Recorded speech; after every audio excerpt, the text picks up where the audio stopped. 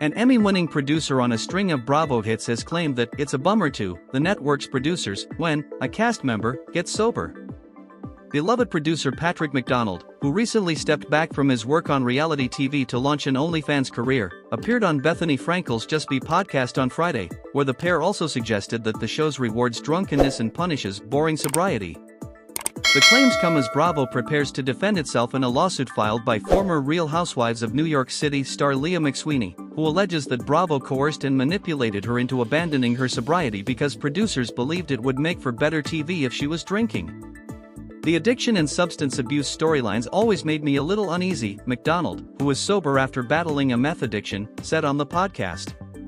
Anytime we were talking about someone's alcoholism or drug addiction, any of that, it's so fragile. It's not something to be taken light, and yet it gets amplified by these shows, he said.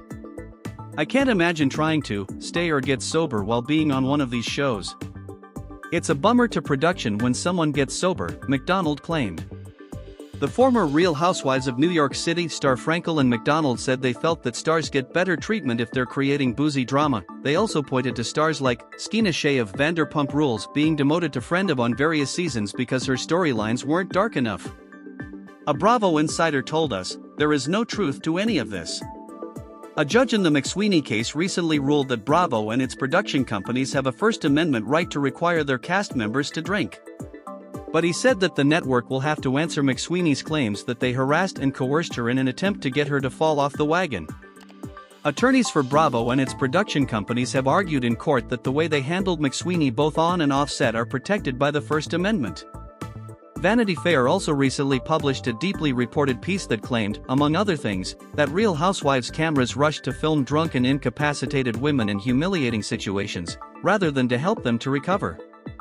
McDonald made headlines last week when he said that a toxic work culture at some of the production companies that make shows for Bravo, which, he claimed, included working 12-plus-hour days, 6 days a week, along with breaking up violent fights on set, eventually pushed him to join adult content sites like OnlyFans. McDonald also said he believes production bosses eventually caught wind of his NSFW gig and iced him out of reality television gigs after years of working on Bravo shows like Vanderpump Rules, The Real Housewives of Beverly Hills, and The Real Housewives of Potomac.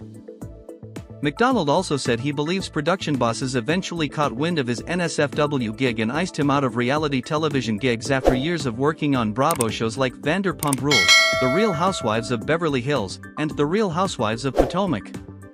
Things went radio silent with executive teams, he said in previous video he posted. It hurt my feelings. For the last 5 years, I've given so much of myself to these shows. He told Page 6, all I'm doing here is advocating for fair and humane treatment in the workplace. A rep for Bravo did not comment.